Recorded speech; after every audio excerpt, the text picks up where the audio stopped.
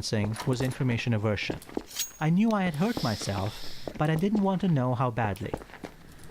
As it turned out, the ankle wasn't broken. It was just a very bad sprain. In the grand scheme of things, an ankle sprain is a trivial problem. It isn't cancer or heart disease or a serious infection. It isn't bankruptcy or like losing a job. But it made me realize that if I could experience information aversion for something so small, it's hardly surprising that people experience much more information aversion when the stakes are higher.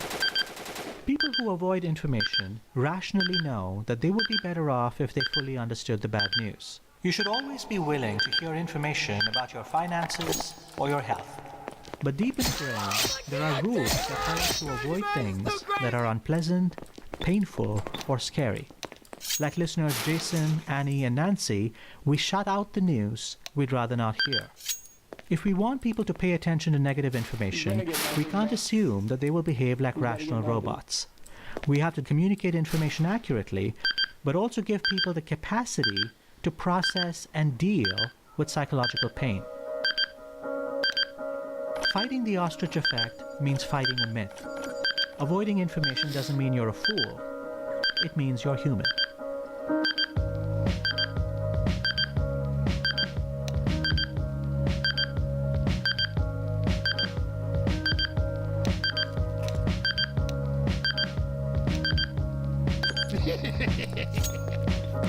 Whenever we're presented with harsh realities, avoiding information is just one option in our toolkit. Another strategy we employ when we're in a tough spot? Lying. I did not have sexual relations with that woman. I've said it for longer than 7 years. I have never doped. Now, when we think of dishonesty, we mostly think about the big stuff. Where thousands and thousands of people were cheering as that building was coming down. The answer is I did not send that tweet. My system was hacked. I was pranked. It was a fairly common one. People make fun of my name all the time. When you name Wiener, you kind of get that. This kind of dishonesty seems so blatant, so wrong. And you say to yourself, wow, I could have never done this. Like, this is a different kind of a person. That's not me. I can't possibly be like that person. This is Dan Ariely, researcher and author of the book, The Honest Truth About Dishonesty, How We Lie to Everyone, Especially Ourselves. Dan says the truth about dishonesty might surprise you. What separates honest people from not honest people is not necessarily character, it's opportunity. One of these opportunities for dishonesty that many of us have, but rarely take, happens when we sit down for a meal at a restaurant. Dan told me about an unusual question he often asks when he goes out to eat. I ask the waiter if there's a way to eat and escape without paying.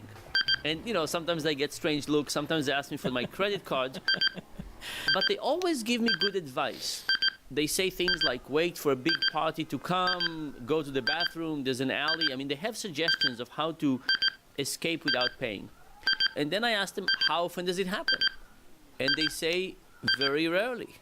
And in fact, they say sometimes people leave the restaurant without paying because, we forget whether we paid or not paid, we don't pay attention. And people call back and pay over the phone. So there's a lot of goodness in it. What are you doing, kid? Would be, why don't people steal literally, more? what are you doing? Why don't we take advantage? So we do have some internal moral conscience. We have internalized the values of society, and we don't need anybody around us. We don't need prison sentences. We don't need to be afraid. We make our own judgment of what's right and wrong, and we adhere to those decisions. Now, not perfectly, but to a very large degree. One of the things that I find interesting about what you're saying is that in some ways, people are often unthinkingly You know why I'm honest. going to call an admin? In other words, they're not actually asking themselves what rule do I have to be dishonest. They're actually honest just because it's a rule that they're following. And of course, much of your work has focused on the flip side of that, which is that people are also unthinkingly dishonest. It's not just people who are trying to be dishonest, but people who are making small lapses, small slips, without really thinking about it very clearly. Exactly. One of the guys we talked to, his name is Joe Pep. And Joe was a cyclist. He loved